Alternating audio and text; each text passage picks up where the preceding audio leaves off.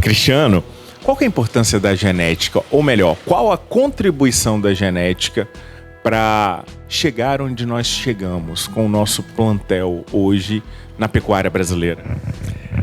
É assim, uma pergunta que dá vontade de responder, né? Primeiro, pensando na história, como é que começou o melhoramento genético, né?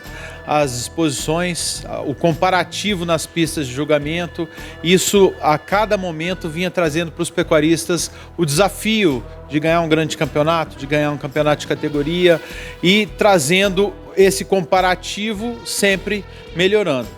Então, desde lá do começo esse melhoramento vem contribuindo. Então, a gente vem evoluindo esse gado que a gente chama de geneticamente superior e hoje, com o advento da inseminação artificial, principalmente, a gente democratizou essa genética. Então, tanto o pequeno produtor que tem 10 vaquinhas lá, ele pode contratar um veterinário, fazer um programa de ATF, por exemplo, e inseminar dos animais líderes do sumário, os animais geneticamente superiores e comprovados, né? Porque antigamente a gente tinha apenas o comparativo visual, fenótipo. Hoje, os sumários trazem toda a expectativa, né, esperada nas progenes, somado ainda à parte genômica, e, enfim, aí a tecnologia vem nos dando aí uma grande contribuição. Se tivesse que fazer uma comparação desse animal há 30, 40 anos atrás para esse animal de hoje, se compara? Há comparação? Não. O negócio é tão dinâmico hoje, tão dinâmico, que a gente observa, se você pensar no holandês, nos Estados Unidos, que está extremamente evoluído, às vezes o touro não dura 2 anos produzindo sêmen. Por quê? Porque o melhoramento genético traz a melhoria comprovada na próxima geração. Então, a cada geração que nasce, esse animal, teoricamente, tem que ser melhorador, tem que ser melhor do que o ano anterior. Então você imagina 30 anos atrás, né? Então com certeza isso trouxe para o Brasil, e se vocês observarem os gráficos, não só da Asbia, mas os gráficos da BIEC, por exemplo, de exportação de carne, os números que nós temos de rebanho, né? 100% contribuição dessa melhoria, desse melhoramento genético, essa alavancagem aí que o Brasil tem hoje como grande fornecedor de proteína animal para o mundo. E quais são as principais características desse gado premium que você falou? A gente tem que pensar um pouco na base, né, que é manter o padrão racial, para que a gente tenha uma força ao imprimir aquelas características. Então, o padrão racial é importante, né? Mas as características econômicas, sem dúvida, que são as queridinhas de todos, né? Porque você quer produzir com sustentabilidade, né? Produzir no mesmo espaço, com o mesmo volume e produzir mais quilos de carne ou mais quilos de leite. Então, as características econômicas, no caso do leite, volume, gordura, proteína, no caso do corte, o rendimento de carcaça, né? Então tudo isso é extremamente importante. Passar para as perguntas dos meninos do portal do agronegócio.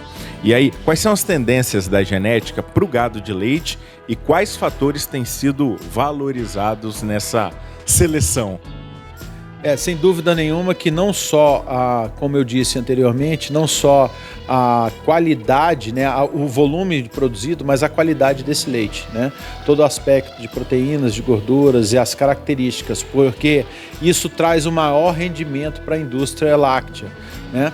Então a gente tem aí esse melhoramento bastante aplicado em todas as fazendas que trabalham com um grande volume de leite, etc. A gente tem sem dúvida esse desafio, né, de estar melhorando a cada geração. E o importante é ressaltar, aproveitando o gancho aí, a deixa, é que a genética, o melhoramento genético com a inseminação artificial, ele é um dos menores custos de produção, da produção como um todo, né, o custo fixo.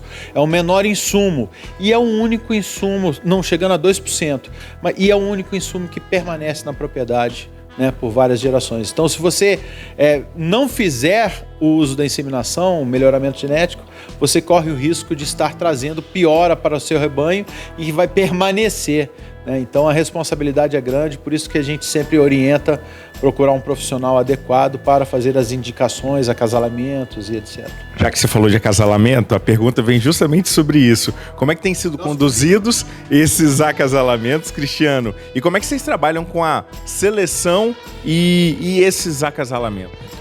É bastante interessante essa pergunta. Como eu falei anteriormente, nas pistas de julgamento, quando era uma avaliação apenas fenotípica, a gente tinha o conhecimento das famílias, da genética, do pedigree pelos criadores, né? E a avaliação fenotípica era importante porque você fazia esse match, né, das características econômicas, das características importantes.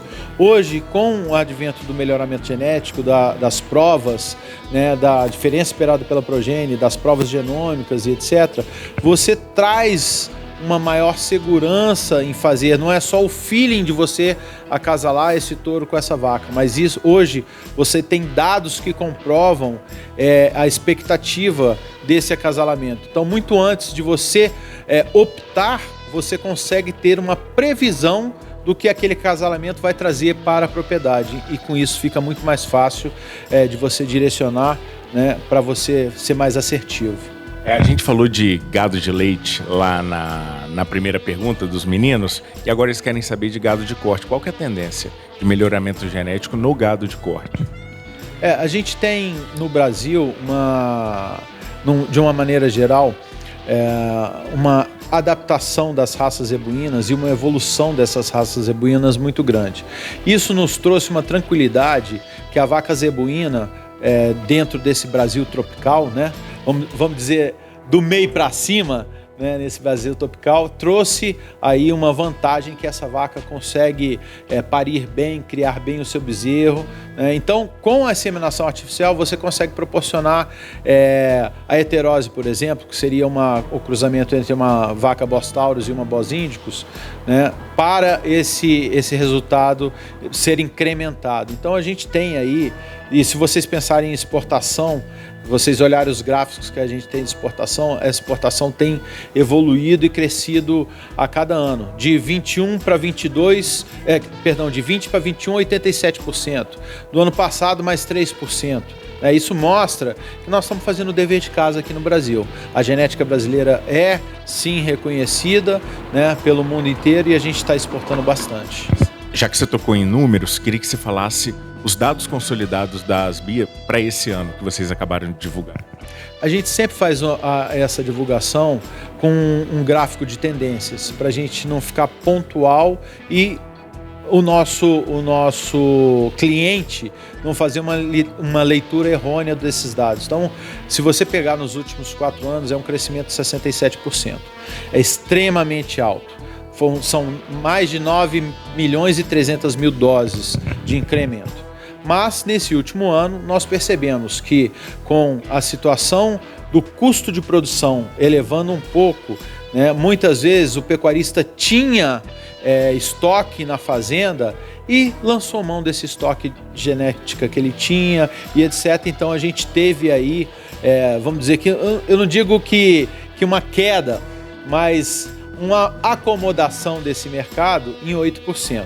Né, comparando 21 com 22 pontualmente. Lembrando que a gente saiu há 7 anos atrás de 11% das matrizes seminadas para 22%. Nós crescemos de 2017 para 2021 110% em volume. Então, realmente uma situação de crescimento exponencial que nesse momento trouxe para a gente essa acomodação de mercado. Quais são as raças europeias mais usadas aí nos cruzamentos? Em termos de volume no Brasil, nós não temos dúvida que no corte a raça Angus e no leite o holandês. E nós já chegamos no topo da genética da raça Nelore ou a gente ainda pode melhorar mais, Cristiano? Não, nós estamos muito bem colocados, né? Nós estamos aí com a qualidade, um padrão genético de topo, mas melhoramento genético é um desafio que sempre nos traz essa prerrogativa. Nós precisamos melhorar a cada ano e a gente tem alcançado isso. E se você pegar dados, por exemplo, de abate nos últimos 4 anos, você vê uma diferença grande no tamanho das carcaças abatidas, na quantidade de rendimento de carcaça, né? E também, lógico, crescendo a genética para expressar todo esse potencial, a gente precisa de uma nutrição adequada, uma saúde animal adequada e compondo aí toda essa qualidade. Qual que é a importância dos apps de trabalho com genética e manejo para a pecuária? Tecnologia, né? A gente não tem como fugir, desde da tarefa de casa da minha filha até a pecuária. Então, a importância é a gente criar velocidade, acuracidade, o melhoramento genético, a pecuária de corte, de leite, a zootecnia, ela tem um princípio básico extremamente importante, que é a anotação. Então, se os dados anotados, se você não medir, você não melhora, porque você não tem um comparativo. Então, esses dados anotados com velocidade, com praticidade e que vão te gerar o resultado que você busca ou que você planeja, né, dentro do seu programa de melhoramento, dentro do seu programa da propriedade, então, sem dúvida nenhuma, que eles são super bem-vindos, né, e necessários. E futuro? Para onde vai esse futuro da inseminação, da genética, da ciência? Aonde a gente espera chegar ou aonde a gente almeja chegar? Não sei te responder essa pergunta, não sei. Futuro é sempre melhorar. O desafio é todo ano, cada ano que passa é mais apertado, entendeu? Então, na verdade, eu não vou te falar de futuro, eu vou falar de objetivo. Nosso objetivo é trazer alimento para o mundo.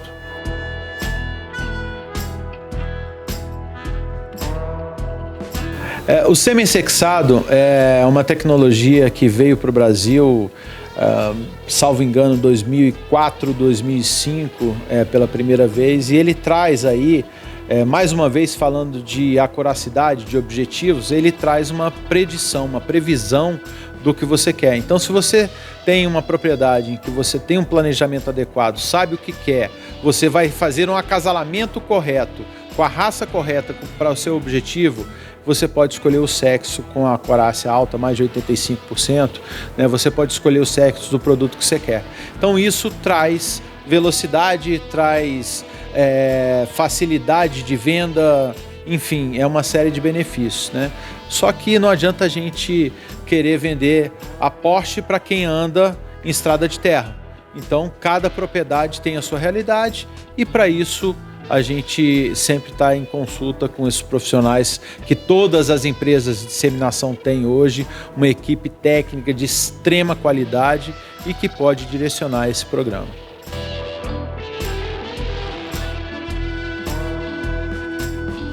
O trabalho com os embriões, ele segue a linha, né, das tecnologias de multiplicação do melhoramento genético.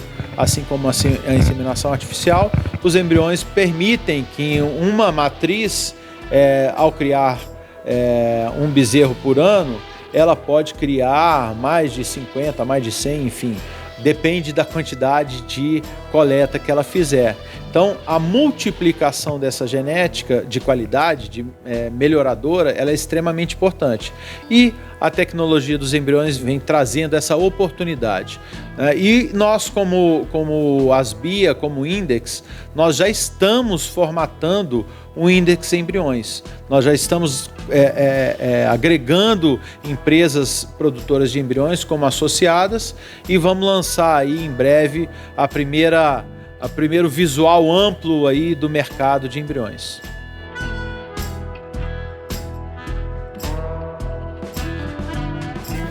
A Asbia, fundada em 1976, veio da necessidade de congregar todas as empresas do ramo de inseminação artificial, diretamente produtoras, né, que coletam e produzem e vendem sêmen. E isso veio evoluindo com o passar dos anos. Hoje são 37 associados, a gente tem uma responsabilidade setorial bastante grande, de representatividade setorial com o Ministério da Agricultura, com outras entidades. A gente tem um relatório que é bastante esperado anualmente, mas ele sai a cada trimestre. A gente vai evoluir isso para mensal, com mais de 98% do mercado passando dentro dos nossos relatórios e que trazem essa capilaridade para o melhoramento genético. Mais de 80% dos municípios brasileiros utilizam inseminação artificial, né? E falando em capilaridade, se a gente tem mais de 80% desses municípios utilizando, você imagina que não são apenas os grandes pecuaristas que utilizam, e sim a democratização dessa genética, ela acontece desde do pequeno produtor que tem 10, 15 vacas até o grande produtor que tem mais de 5, 10 mil vacas. Então, capilaridade é algo bastante importante dentro desse país que nós temos de extensões continentais, né? E essa democratização da genética. Então, todo o trabalho feito pelas associações de raça, pelos programas de melhoramento, se eles não utilizarem da tecnologia, da inseminação, da IATF, dos embriões, a gente não consegue fazer esse trabalho todo genético chegar no campo. Então, essa é a grande importância. Nós temos hoje um relatório bastante focado nesse mercado e é extremamente importante ressaltar que não apenas para as empresas que estão diretamente ligadas na inseminação, mas as empresas de nutrição animal, de saúde animal, as associações de raça. Por quê? Onde tem uma vaca inseminada, você tem que ter uma saúde animal bem feita, protocolos de inseminação de IATF, você tem que ter uma nutrição boa, senão essa vaca não cicla, né? Então, essa congregação do mercado traz essa importância para esse relatório das BIA. Além desse relatório, a representatividade setorial, nós estamos aí praticamente cada mês no Ministério da Agricultura conversando sobre a parte legislativa, sobre a parte de protocolos sanitários, pensando em abrir cada vez mais protocolos de exportação. Então, essa representatividade setorial também é extremamente importante, né? Além de ser uma grande fonte de informação. A cada ponto que passa, a bandeira de que a BIA tem o mercado de uma maneira geral na sua mão, mas não o mercado pensando de maneira comercial, mas pensando em fonte de informação.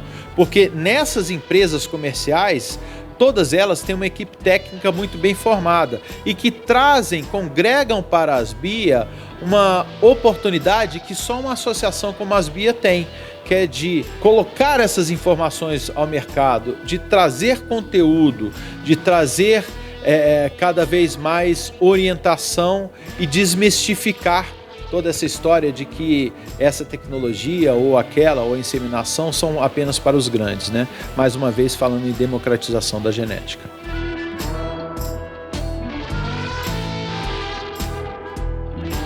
A gente tem hoje um rebanho leiteiro geneticamente muito forte, né?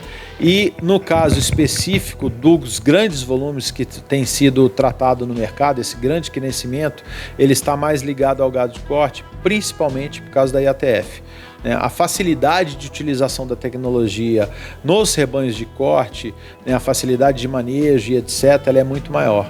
Então a gente tem os grandes volumes de corte incrementando a cada ano que passa e, consequentemente, o melhoramento genético também. IATF é inseminação artificial por tempo fixo. É quando você estabelece um protocolo na propriedade e você sincroniza aquelas vacas para um determinado período, você insemina elas todas de uma vez.